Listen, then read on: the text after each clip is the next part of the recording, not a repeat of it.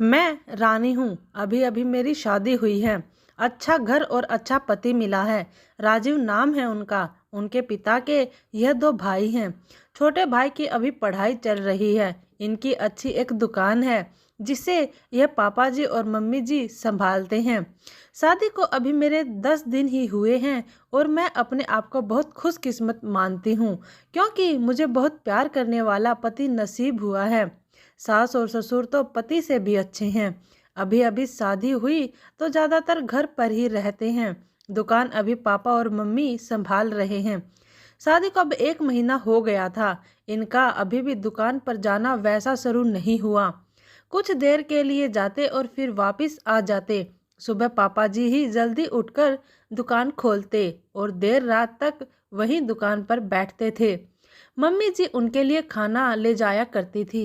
यह दिन भर मेरे पीछे ही घूमते। मैंने इन्हें बोला कि अच्छा नहीं लगता, अब आप रेगुलर दुकान पर जाना शुरू करिए, वरना पापा मम्मी कहेंगे कि मैंने आपको कंट्रोल कर रखा है। उन्होंने बोला ऐसा कुछ नहीं होगा, वो सब बातें तुम मत सोचो। एक दिन हमारे कमरे की नल की टंकी खराब हो गई तो हमारे बाथरूम में पानी नहीं आ रहा था, तो मुझे नहाने के लिए हॉल के बाथरूम में जाना पड़ा। मेरे पति तब सो रहे थे। मैं बाथरूम में नहाने गई।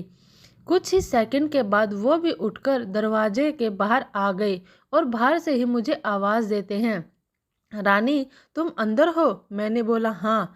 अपने रूम में पानी नहीं आ रहा था इसलिए मैं बाहर आकर नहा रही हूँ। फिर जब तक मैं नहाकर वापस नहीं आई तब तक वो दरवाजे के बाहर ही खड़े रहे। ऐसा वो रोज करने लगे। एक दिन वो बाथरूम में नहा रहे थे, तब कोरियर वाला आया। कोई था नहीं तो मैंने रिसीव करने के लिए दरवाजे पर गई। मैं अभी उससे बात कर रही थी कि यह बाथरूम से टॉवल में ही भाग कर आए। आते ही मुझे जोर से कहते हैं कि तुम अंदर जाओ। फिर उसके जाने के बाद किचन में आकर मुझसे कहते हैं कि इस तरह अनजान आदमी से बात करना सेफ नहीं है, तुम ध्यान रखा करो। फिर इसके बाद मैंने कई बातें देखी। जैसे जब हम बाहर जाते थे तो वो मुझे इधर उधर नहीं देखने देते थे। कहीं खाना खा रहे होते तो मेरी नज़र कहाँ है, मैं किसे देख रही हूँ, देखते थे। बार बार अपनी जगह बदलते रहते थे। मेरे पति का यह स्वभाव मेरे सास ससुर भी देख रहे थे। एक दिन पापा ने उन्हें दुकान के काम से बाहर जाने को कहा तो उन्होंने मना कर दिया। फिर पापा को ही जाना पड़ा। वो बस मेरे पीछे ही रहते। फ़ोन पर ही मैं किससे बात कर रही हूँ मेरे फ़ोन में नंबर और मैसेज भी चेक किया करते थे। यह सब देखने के बाद मैंने सोच लिया कि अब उनसे बात करनी होगी। इसलिए फिर एक रात मैंने उनसे कहा कि आपको मैं कैसी लगती हूँ? वो बोले बहुत अच्छी। मैंने कहा आप मुझ पर विश्वास करते हैं? वो बोले क्यों, क्या हुआ? मैंने कहा कि आप जो यह सब कर रहे हैं यह ठीक नहीं लग रहा है। मैं चाहती थी कि मुझे बहुत प्यार करने वाला पति मिले और आप बिल्कुल वैसे ही हो जैसे मैंने सोचा था, लेकिन अब बहुत ज़्यादा पॉजेसिव हो। क्या आप मुझ पर शक कर सकते हैं? क्या आपको लगता है मैं आपका भरोसा तोड़ूंगी? वो बोले नहीं, ऐसा नहीं है। फिर मैंने कहा कि आपसे अच्छा पति मुझे नहीं मिल सकता, लेकिन आपको अपने पर थोड़ा नियंत्रण और मुझ पर विश्वास रखना होगा, वरना यह आगे चलकर हमारे लिए ही झगड़े और लड़ाई का कारण बनेगा।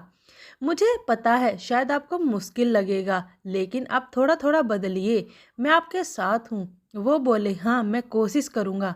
अगली सुबह मैंने उनको उठाया और कहा कि दुकान आप जाएंगे और खाने के पहले नहीं आएंगे, मैं घर में ही हूँ, चाहे तो आप फ़ोन कर लेना। वो जैसे तैसे मन मार कर गए, कभी रूठ कर तो कभी प्यार से।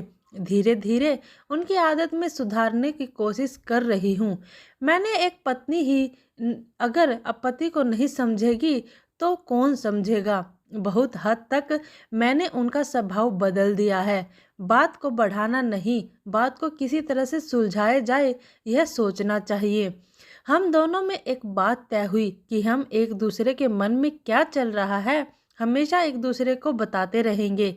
बात नहीं करना, अपनी बात मन में ही रखना ही किसी समस्या को जन्म देता है।